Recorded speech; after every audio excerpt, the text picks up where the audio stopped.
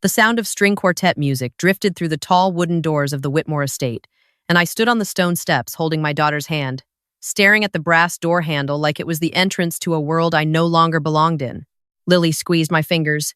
She was 7 years old and wearing the pale yellow dress we had spent 3 weeks picking out together, the one she called her flower princess dress, because it had tiny embroidered daisies along the hem.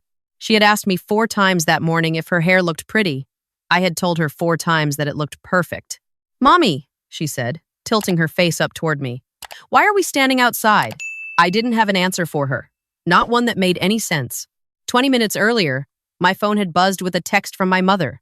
I had been in the car with Lily and my husband Marcus, pulling into the long gravel driveway of the Whitmore estate, where my sister Claire's rehearsal dinner was being held. The text said, "Don't come in through the main entrance. Actually, I need to talk to you before you come in at all. Call me." I had called.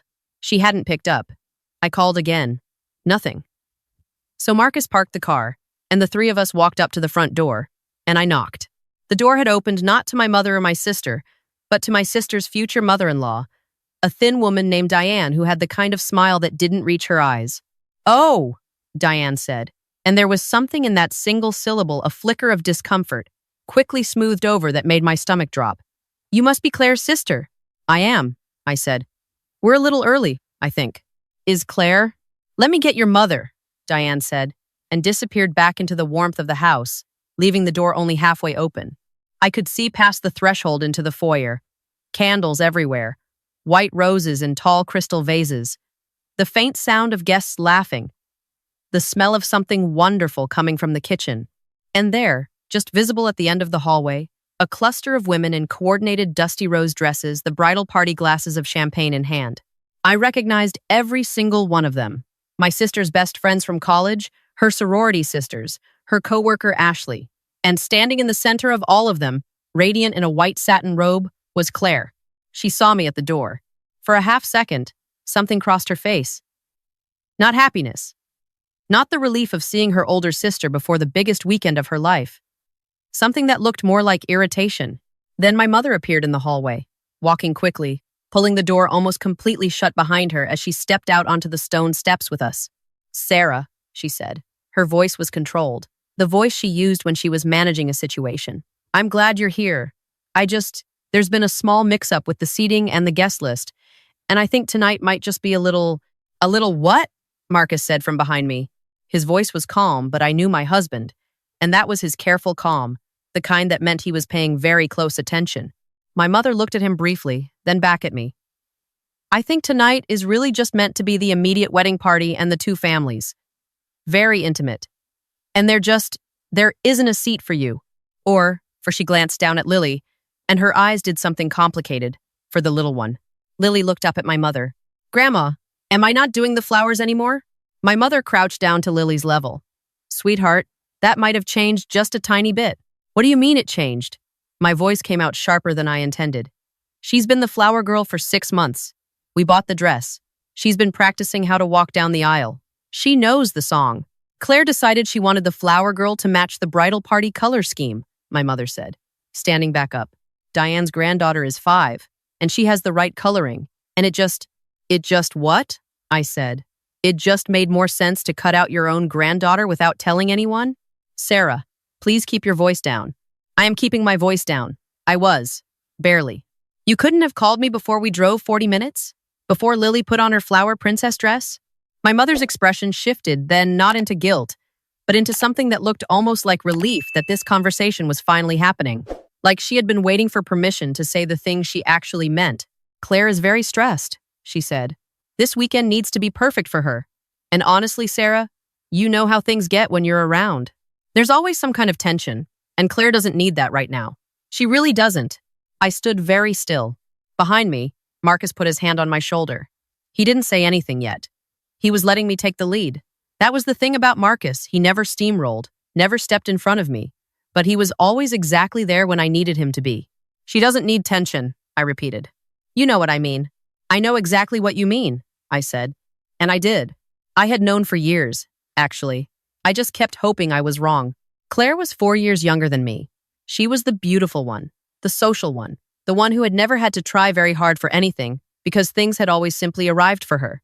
a full scholarship to a school she barely applied to, a boyfriend who proposed after 8 months, parents who had paid for her apartment until she was 26 and called it helping her get established. I had paid my own way through nursing school, working double shifts on weekends. I had bought my own car, rented my own apartments, built my own life from scratch. My parents called that being independent, and they said it with pride, but the pride had always felt like an alibi. "We're going to go," I said. "Sarah, tell Claire congratulations from us." I turned to Lily, crouching down in front of her the way my mother had, but I held both of her small hands in mine and I looked her straight in her eyes. "Hey, you want to go get waffles? The place with the strawberries and the little chocolate chips on top?" Lily studied my face for a moment with the terrifying perceptiveness of a 7-year-old who understands more than adults want her to. "Are you sad, Mommy?" "I'm okay, Bug. Are you okay?" She thought about it with great seriousness. "I practiced the walk a lot." "I know you did. You were going to be amazing. Can we still get the waffles?" "Absolutely, yes." Marcus took her hand and we walked back down the stone steps toward the car. I didn't look back at my mother. I didn't look back at the door. I kept my eyes forward and my jaw set, and I told myself, I was fine, I was fine, I was completely fine, until we reached the car, and I sat down in the passenger seat, and Marcus started the engine, and Lily climbed into the back and buckled herself in, and then I put my face in my hands and pressed hard against my eyes until I saw colors. "Hey," Marcus said quietly. He put the car in reverse, but didn't move yet, just sat there with me. "She cut Lily," I said. The words came out strange, thick. She cut her own niece from the flower girl role and didn't even have the decency to call. "I know." And my mother stood there defending it. "I know. Claire has never done anything for Lily. Not a card on her birthday, not a single." I stopped. Breathed. Okay. I'm done. I'm done talking about it. "You don't have to be done." "I am for now." I dropped my hands and looked at the house through the windshield. The warm lights inside. The music. A shadow moving past one of the tall windows. "Let's just get out of here." We were almost to the end of the long driveway, gravel crunching under the tires, when Lily said from the back seat, "Mommy, does Aunt Claire not like me?" I turned around to look at her. She was looking out the window at the darkening fields along the road, her yellow dress bright against the gray evening. "Aunt Claire likes you very much," I said. "Then why did she give my flower job to a different girl?" Sometimes grown-ups make decisions that don't have anything to do with how much they like someone. "It's not about you, Bug. It's never about you." "Okay," she said, in the way children say okay when they don't fully believe you but have decided to trust you anyway. She was quiet for a moment. "I'm still going to wear the dress to get waffles." "Wear it absolutely everywhere," Marcus said. "That dress deserves to see the world." She giggled. I turned back around, and Marcus found my hand on the center console and held it, and I stared out at the road ahead. And I was not fine, not even a little bit, but I was holding it together, and that was enough for right now. We had been driving for 11 minutes when my phone rang. I looked at the screen. My father. I almost didn't answer. My father had been at the estate. He had been there the whole time, presumably, and he hadn't come to the door. He hadn't sent a single message. Whatever he had to say right now, I wasn't sure I had the bandwidth to hear it. Marcus glanced at the screen, then at me. "Up to you," he said. I answered, "Sarah." My father's voice was different than I expected. Not apologetic, not the carefully neutral tone he used when he was trying not to take sides. He sounded tight, almost controlled anger, actually. "Where are you right now?" "On the road home." "Why? How far?" I looked up at the passing street signs. Probably 10 minutes out. "Dad, what?" "Turn around," he said. "Right now. Turn around and come back." "Dad, I'm not after what just happened. I'm not going to walk back in there and pretend everything is fine for Claire's." "Sarah." His voice cut through mine, not loud but absolute. "I need you to come back to this house. This is not about Claire's rehearsal dinner. Just, please, trust me." And turn the car around. I looked at Marcus. Marcus looked at me. Something in my father's voice that controlled, barely contained tone made the hair on my arm stand up. "Okay," I said. "We're coming back." I ended the call. "Turn around," I told Marcus. He didn't ask why. He found a spot to make a U-turn and headed back the way we came. Lily, who had been in the middle of an elaborate story she was telling to her stuffed rabbit, looked up and noticed the reversal of direction. "Are we going back to the party?" "We're going back to see Grandpa," I said. "Oh," she considered this. "Will there be waffles there?" "Probably not at this particular location, But I promise we will find waffles tonight. Okay. She went back to her rabbit. My father was waiting outside when we pulled back up the driveway. He wasn't standing on the stone steps, he was down at the base of them, at the edge of the gravel, like he had been watching for our headlights. He looked older to me in that moment than he usually did. Taller, somehow, and also heavier, in the way that people look when they are carrying something they have been carrying for a long time. I got out of the car. Marcus followed. Lily scrambled out behind him and immediately ran to my father with no hesitation at all, the way she always did, and he caught her and lifted her and held her in a way that made something in my chest seize up. "Hey there, flower princess," he said into her hair. He held her for a moment, then set her down. "Marcus, would you mind taking this one to look at the garden around back? I think there are fireflies starting up." "Fireflies?" Lily gasped, as if this was the most magnificent development in human history. "Big ones," my father said. Marcus took Lily's hand with a look at me that said, "I'm right here," and they disappeared around the side of the building. My father and I stood there in the gravel in the quiet. The music from inside was muffled now. Someone laughed, sharp and bright, behind the windows. "I owe you an apology," he said. "Dad." "No, let me finish." He held up one hand. "I was in the kitchen when your mother went to the door. I heard what happened. I heard everything she said to you." He paused. "I didn't come out. I didn't say anything. I told myself it wasn't the moment to cause a scene, that Claire's weekend would be disrupted, that I would talk to your mother later." He looked at me directly, and his eyes were doing something I hadn't seen in them very often. "That was cowardice. And you and Lily deserved better from me tonight."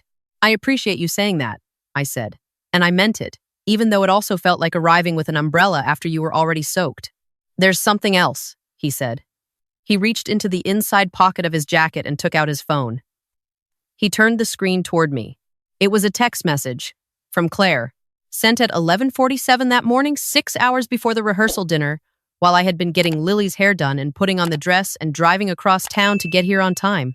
The message was to my mother, and my father had apparently been copied on it, or forwarded it, or something. I would piece together the details later. What mattered was what it said. "Mom, can you please handle the Sarah situation before tonight? I just don't want to deal with the drama. Tell her the dinner is family only or the venue changed or whatever. Just make sure she doesn't show up. I can't have her making everything about herself when this is supposed to be about me. Also, please make sure she doesn't bring the kid because Diane already confirmed Ella for Flower Girl and it'll just be awkward." I read it twice. The Sarah situation. I was a situation to be handled. I was something my sister had texted about with the same casual logistics as confirming a catering order. "She planned this," I said. "Not a question. This wasn't a last-minute thing. She decided this morning and had Mom run interference." "Yes," my father said. "And Mom she did it. She just did what Claire asked." "Your mother has been running interference for Claire for 30 years, he said. Tonight was not an anomaly. He put the phone back in his jacket. "I want you to come inside." "Dad, I really don't think." "I need you to come inside," he said again. "Not for Claire. Not for your mother.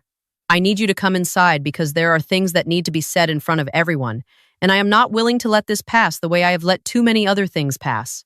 He looked at me with an expression that was both exhausted and resolute, like a man who had finally decided to put down a very heavy object he had been carrying uphill for far too long. "Can you trust me?" I thought about Lily asking if her aunt liked her. I thought about the drive home in the dark, her yellow dress bright in the back seat. I thought about 3 weeks of shopping for that dress, and 4 times she asked if her hair looked pretty, and the way she said, "I practiced the walk a lot," in a voice that didn't complain, just stated a fact, just said the truest thing she knew. "Yes," I said. "I trust you." He nodded once and led me up the stone steps and pushed open the tall wooden door. The foyer hit me immediately. The warmth, the candles, the sound of 20 or 30 people mid-conversation, the pop of a champagne bottle somewhere in the next room. A few heads turned when we entered. A few people smiled vaguely in the way people smile at strangers at parties. My mother appeared from the left side of the room almost instantly. Her face when she saw me was a quick, complex sequence surprise, then alarm, then the gathering of composure. "Robert," she said to my father, the word clipped and pointed. "What are you?" "I'd like everyone's attention, please," my father said. Not loudly, not with performance, just clearly, in the voice of a man who was used to being listened to when it mattered. The conversations nearest to us quieted, then the conversations beyond those. In the way of parties, Silence rippled outward from its source, until the string quartet, noticing the shift, trailed off mid-phrase. In the hush, I could hear my own heartbeat. My sister appeared in the archway between the foyer and the main dining room. She was still in her white satin robe. Her hair was pinned in an elaborate updo. She held a champagne flute at her side, and her face, when she saw me standing next to our father, did something I had never seen it do before. It went completely still. "Dad," she said, "what is she doing here?" "She's here," my father said, "because she belongs here. Because she is my daughter. Because I should have opened this door myself 3 hours ago." Claire's jaw tightened. "Tonight is not the time. I know you think that. I know you texted your mother that you wanted the Sarah situation handled." He said the phrase with a quietness that was somehow louder than volume. "I know you planned this morning to have her turned away from the door. And I know that your mother, as she has done consistently for most of your adult life, did exactly what you asked without question." The silence in the room had a texture to it now. The kind that means no one is breathing quite right. Claire looked at our mother. Our mother looked at the floor. "This family has a pattern," my father continued, "and I have been part of that pattern by staying quiet. By deciding it wasn't the right moment. By telling myself the uncomfortable things could wait." He paused. What I did not know, until very recently, is how much the uncomfortable things had been allowed to accumulate. From the back of the room, I saw Claire's fiancé Daniel standing very still near the fireplace, watching my father with an expression I couldn't quite read. "I had a conversation this afternoon," my father said, "with my attorney. I want to be direct about what has changed, because I think directness is the thing this family has been most lacking." My mother's head came up. Something in her expression shifted from shame to a different kind of attention entirely. "The trust documents I set up 8 years ago are being revised. Effective immediately, the primary beneficiary is being changed." He looked at Claire, and his voice stayed even. And I think that evenness was the hardest thing I had ever watched him do. "I love you. That doesn't change.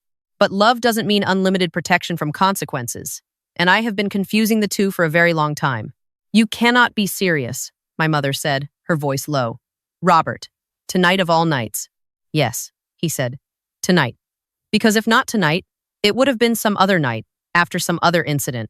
And there would always be a reason it wasn't the right moment." He turned to me. "I'm sorry for what happened at this door. I'm sorry it happened in front of Lily. I'm sorry I didn't come out sooner. I had promised myself on the walk up the steps that I would keep it together. I had a decent record of keeping it together in front of people, a skill I had developed out of pure survival necessity over years of being the daughter who was expected to be fine with things. I was not keeping it together right now. Not sobbing, not making a scene, I want to be clear about that. But my eyes were doing what eyes do when they have been holding something for a long time and the pressure suddenly releases. And I couldn't stop them, and I stopped trying. "Thank you," I said. That was all. It was the only thing I could find. My mother said something sharp to my father, something about timing and decency and everything she had sacrificed. Claire set her champagne glass down on a side table with a precise, controlled click and looked at me with an expression I could not quite categorize. Anger, yes, but underneath it, something more complicated, something that looked almost like recognition. Diane, Claire's future mother-in-law, had materialized near the archway and was watching the entire room with the careful focus of a person rapidly recalculating. I looked at my father.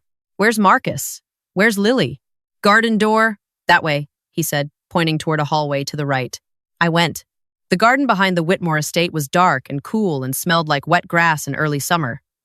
String lights had been hung between the old oak trees for the evening, and they swayed slightly in a small breeze. Marcus was crouched near the stone wall at the far edge of the garden with Lily beside him, both of them very still, faces tipped toward something in the grass.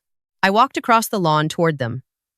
Marcus heard me coming and looked up. "She found 4, he said quietly. "4 what?" "Fireflies." He stood, and Lily stayed crouched, her face inches from the grass, watching with total concentration. I stood next to Marcus and he looked at me, really looked at me, the way he always did, reading whatever was written on my face without me having to say a word. "Okay?" he asked. My dad changed the trust. A beat of silence. "In front of everyone?" "In front of everyone." Marcus exhaled slowly. "Okay," he apologized. To me. I watched Lily cup her hands around something in the grass, then open her fingers and watch the firefly lift away. He said he should have come to the door earlier. He should have. I know. I leaned into Marcus's shoulder. But he did come, eventually. From inside the house, faintly, we could hear the elevated sound of my mother's voice, then Claire's voice, higher and more jagged. Then nothing for a while. Then a door. Lily finally stood up and turned around, and her face in the string-like glow was luminous with satisfaction. "I held one," she announced. "I held a firefly and it didn't even bite me."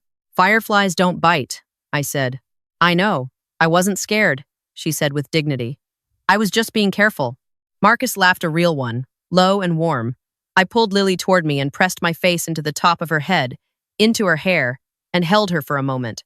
"Mommy," she said, muffled against my shoulder, "can we get waffles now? I think I've done enough garden." "Yeah," I said. "Let's get waffles." We said goodbye to my father on the steps. He held Lily again and told her she was the bravest flower princess he had ever met, which she accepted with enormous seriousness. He told Marcus it was good to see him. He looked at me one more time with those older, heavier eyes, and I saw in them not just regret but something else. The beginning, maybe, of a different kind of honesty between us. "I'll call you this week," he said. "I'll answer," I said. Claire did not come to the door. We found a waffle place 20 minutes down the road, the kind with paper menus and mismatched chairs and a chalkboard specials board. Lily got strawberry waffles with chocolate chips and whipped cream and ate them with focused, methodical joy. Marcus got the blueberry stack and gave me half without being asked because he knew I would want it but wouldn't order it myself.